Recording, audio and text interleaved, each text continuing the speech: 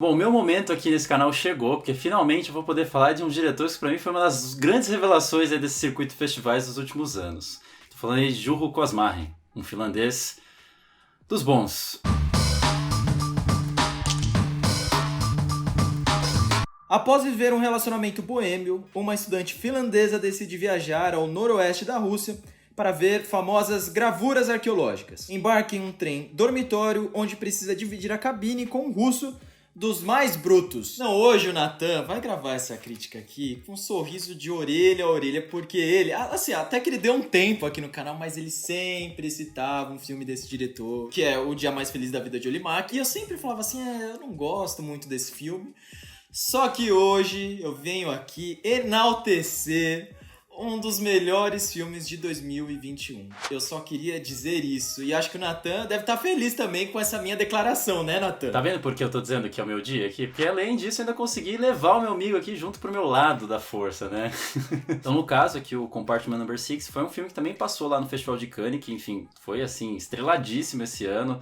Com tantos filmes grandes, esse até acaba meio que escondidinho ali no meio de tanta coisa, mas esse foi um filme que teve bastante relevância lá, ele ganhou o Grand Prix, que é como se fosse o segundo lugar ali da competição oficial de Cannes, junto com Um Herói do Asghar Farhadi, né? São dois filmes aí que estão bastante cotados para uma vaga de filme internacional agora no Oscar de 2022. E para quem já me viu falando de Olimak, o que eu sempre comento é sobre os pequenos desconfortos que esse protagonista vai ter que passar, que recalcam ele até que ele consiga de fato viver da forma como ele gostaria. E essa é uma coisa que também acontece aqui no Compartment Number 6. São dois filmes que, apesar de se passarem em situações bem diferentes, terem ali as suas diferenciações que a gente vai comentar aqui no vídeo, acho que eles são irmãos até na forma como a gente caracteriza esses dois personagens, né? Tanto o Olimak nesse primeiro filme quanto a Laura aqui, que são dois românticos, né? Têm desejos muito simples e que, pelo contrário, né, esse mundo cobra muito deles, né?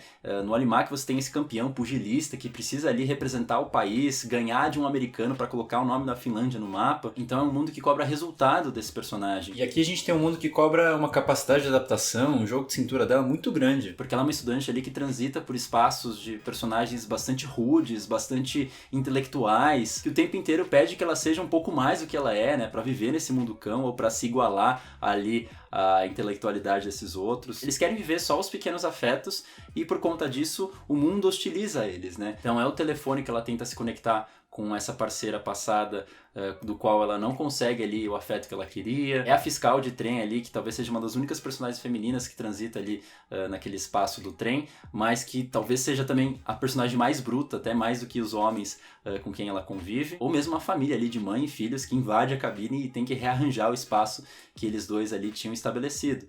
Então você vê que são situações muito pequenas, muito banais, que uma a uma vai intensificando esse estado de desconforto ali que a personagem passa no filme. Hoje a gente vai concordar muito aqui, porque ambos estão apaixonados pelo filme, então acho que vai ser uma rasgação de seda aqui. Mas eu concordo muito com você com relação a essa questão dos desconfortos, e uma coisa que me chamou muito a atenção, e que eu acho que isso me instiga demais, é que eu consegui comprar essa história de amor que é contada no filme.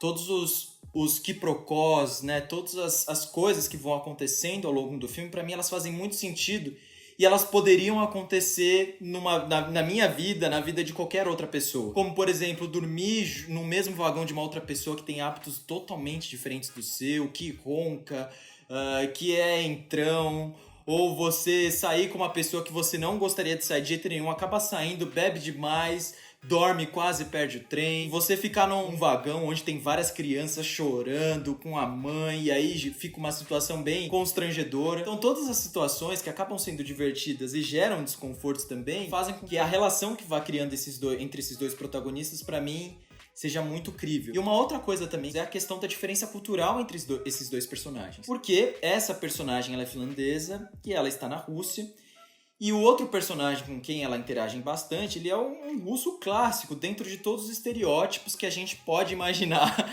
de um russo, né? Turrão, às vezes ignorante, fala o que pensa na hora que ele quiser, não se preocupa muito com regras de etiqueta social, gosta de beber, gosta de viver a vida loucamente. E eu acho que isso acaba fazendo muito sentido também, porque através disso o filme consegue gerar várias cenas de desconforto, porque ela é uma personagem mais introspectiva, mais cuidadosa ali na hora de falar com as pessoas, na hora de se expressar, muito mais tímida.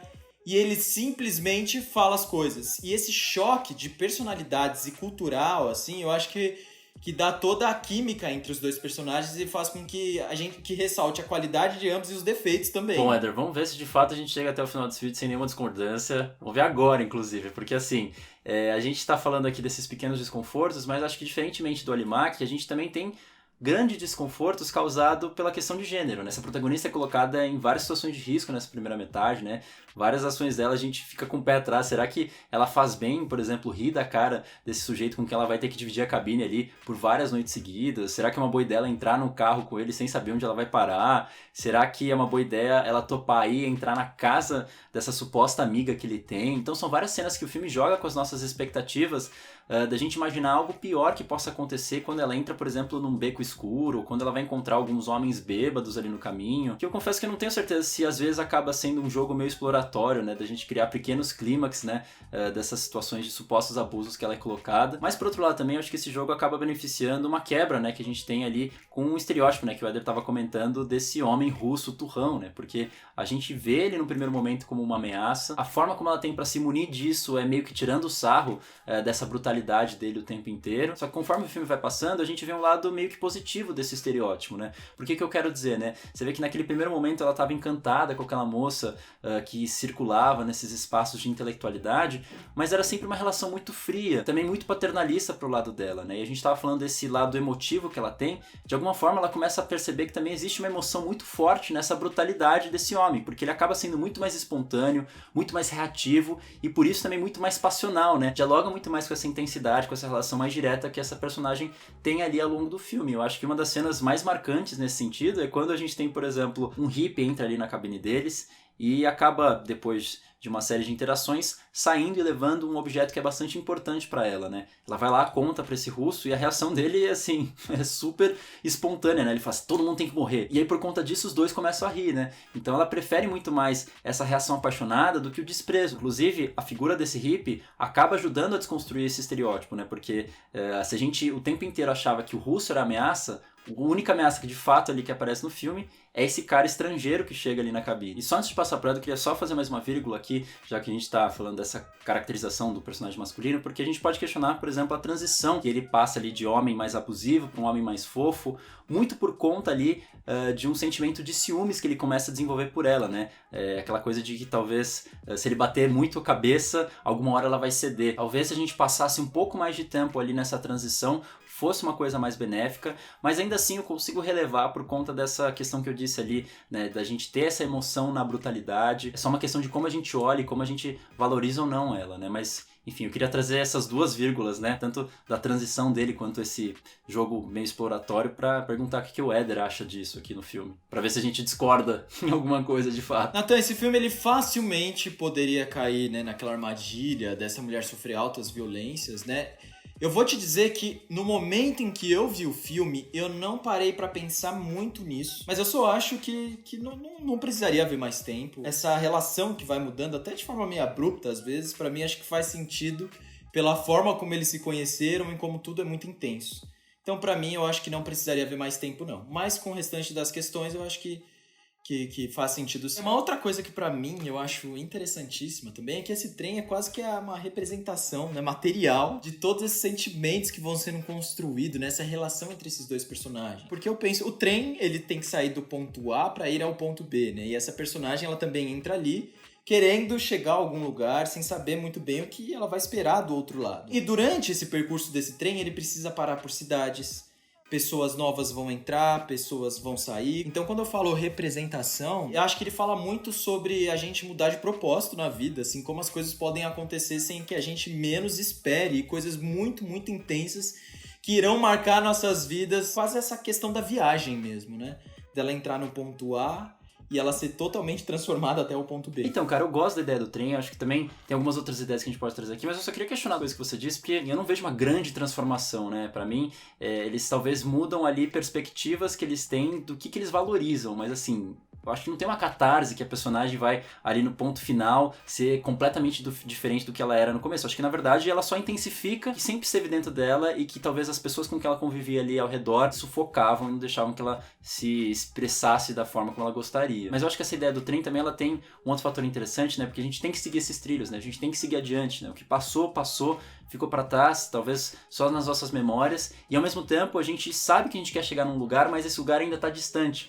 Então, o que eu quero dizer? A gente não está nem no passado, nem no futuro, né? A gente tem que aprender a valorizar esse agora. E é uma coisa que, quando ela entra ali no trem, você vê que ela está totalmente presa a esses dois espaços extremos, né? Porque a gente vê que ela queria que essa companheira fosse com ela no trem, e por não ter ido, ela fica o tempo inteiro, a cada parada que faz, tentando ali ligar no telefone para conversar com ela. Você vê que ela é muito apegada a essas imagens que ela faz com a filmadora. E aí, pelo outro lado, né? No futuro, ela antecipa muito essa chegada para ver esses petróglifos, né? Que a gente falou, essas marcações arqueológicas. Então, o tempo inteiro ela tá falando disso, eu preciso chegar lá, eu preciso ver, eu preciso de alguma forma me conectar com essa coisa. E por conta disso ela acaba ignorando que ela tá vivendo coisas bastante intensas ali nesse agora. Ela só não valoriza isso como talvez devesse. E aí o filme vai gerando várias situações que faz com que ela se apegue mais a esse agora, né? Então, em determinado momento ela vai perder essa câmera, ela começa a perceber que a própria mocinha que ela deixou pra trás não dá muita bola pra ela, então ela começa a relevar essa relação que ela tem.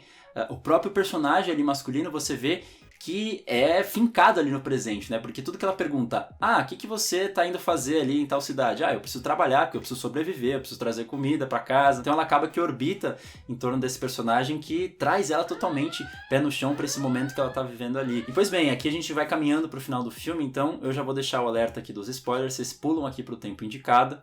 Ela vai, então, de fato, finalmente chegar aos petróglifos que ela estava ali ansiando tanto. Só como eu disse, né, quando ela chega de fato para ver essas marcações, ela já tem uma relação diferente com aquilo, né? Apesar de você ter um momento bonito ali, que ela respira, que ela observa ali a imensidão, eu acho que talvez é muito mais interessante a forma como ela faz ali para chegar a todas as desventuras, para passar de barco em neve, sei lá o quê. São muito mais marcantes do que talvez o que ela observa ali no final, né? E eu acho que o filme acerta muito em não tornar aquele momento super especial, com uma música ali super espirituosa, ou ficar focando em pequenos detalhes. A gente está num plano aberto ali observando o que talvez não tenha de nada muito significante, mas para ela tem e aquilo basta. A gente não tem uma grande catarse, ela não tem uma grande revelação, uma grande transformação nisso tudo. Esse grande momento que a gente ansiava por tanto tempo acaba sendo um pequeno momento. E, ironicamente, a gente vê que esses outros pequenos momentos que a gente passava no filme acabam se tornando grandes momentos, né? Porque acho que uma das cenas mais exemplares nesse sentido é quando eles se aproximam um pouco mais e vão ali pegar alguma coisa para comer no outro vagão. Tem a questão do desenho, né? Ela desenha o que ela imagina dele, pede para que ele faça o mesmo dela, só que ele trava.